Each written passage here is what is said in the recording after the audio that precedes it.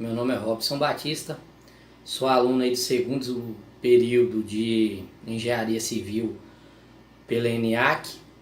e o TCM desse semestre foi proposto aí para o acadêmico, tá escolhendo um tipo de fundação, né, que foi uma das matérias vistas aí nesse semestre,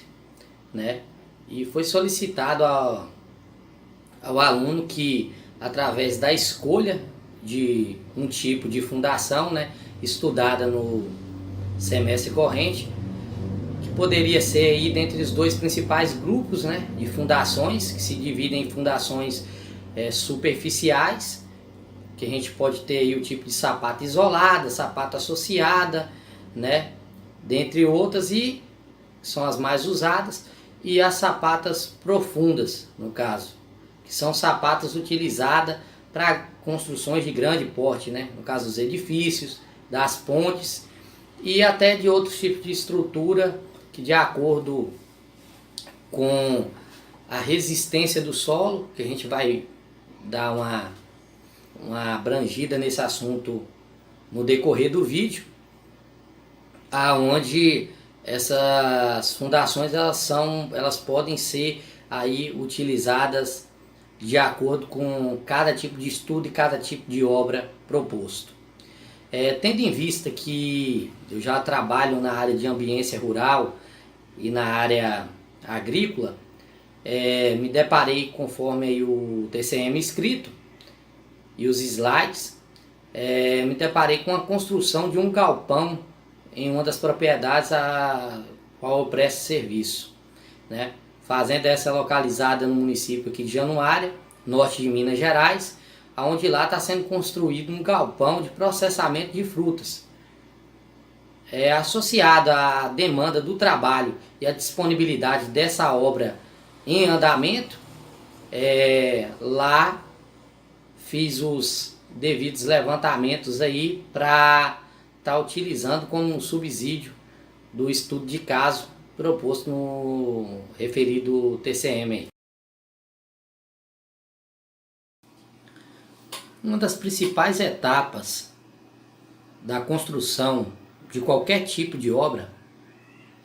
é o estudo do solo, ou seja, a geologia em si, a geotécnica, como um fator preponderante para a questão tanto da segurança, quanto da eficácia e quanto da minimização dos custos na obra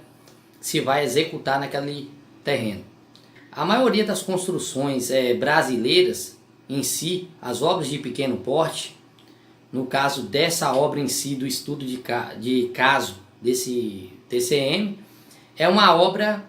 que pode ser considerada uma obra de pequeno porte, tendo em vista que ela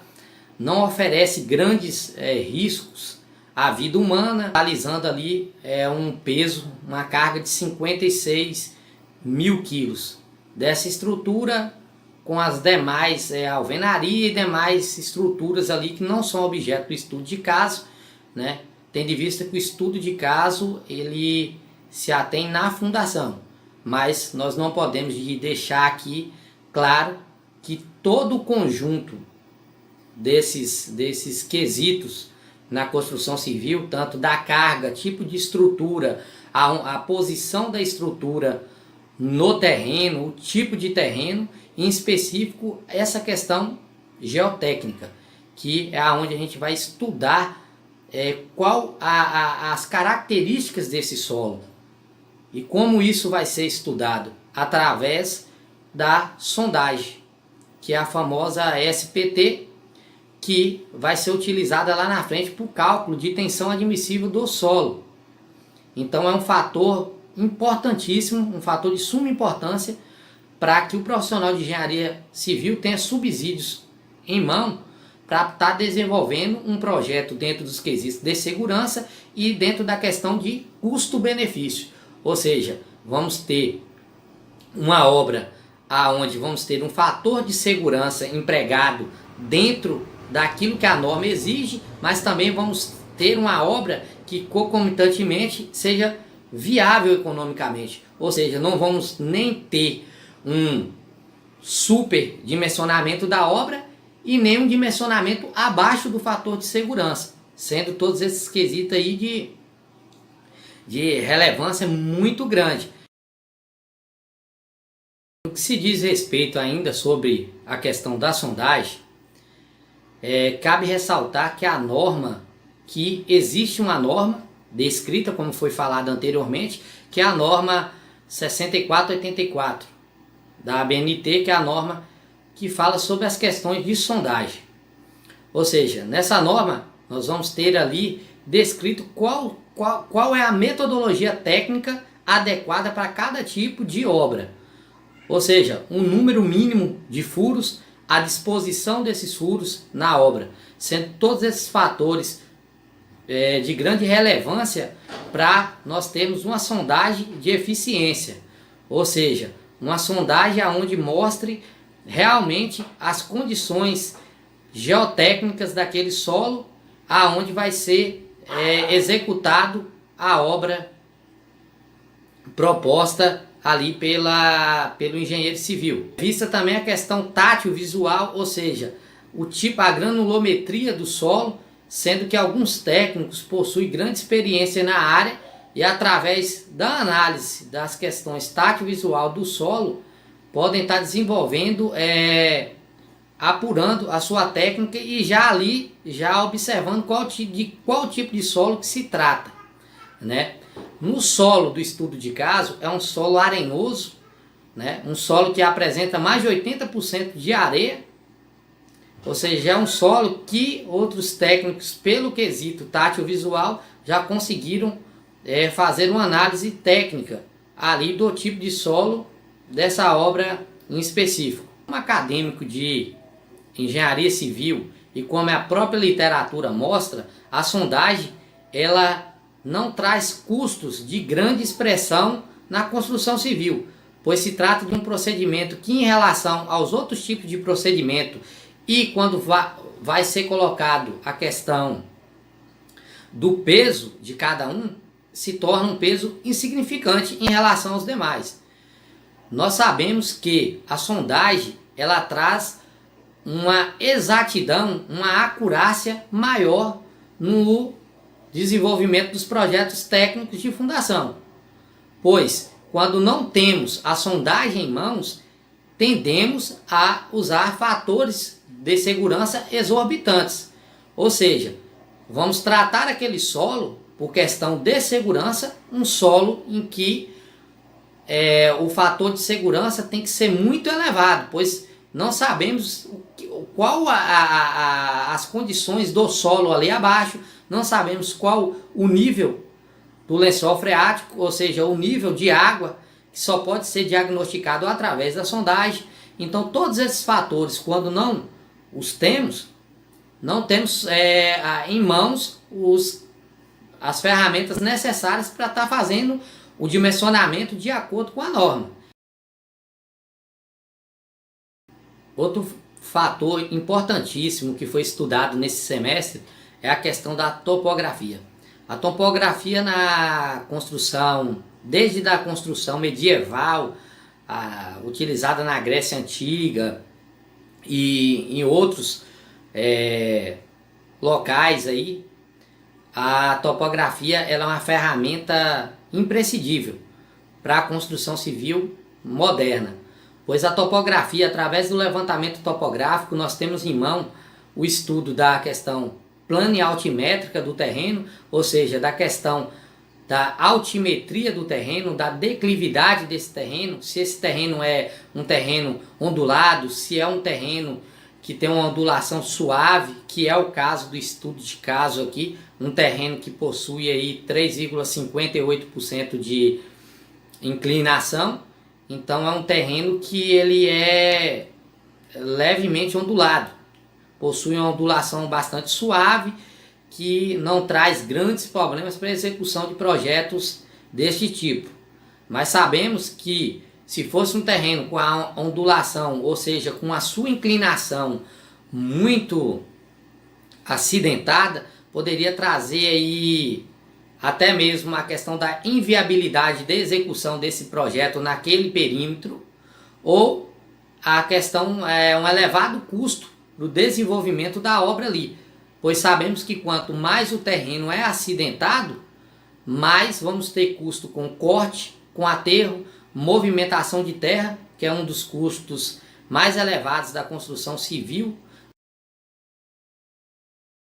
Agora vamos falar um pouco de um tema já até falado anteriormente, que é a questão da tensão admissível do solo. O que é tensão admissível do solo? Que é calculada através de NSPT dividido por 5, que NSPT não é nada mais do que a média de um número de golpes utilizado ali,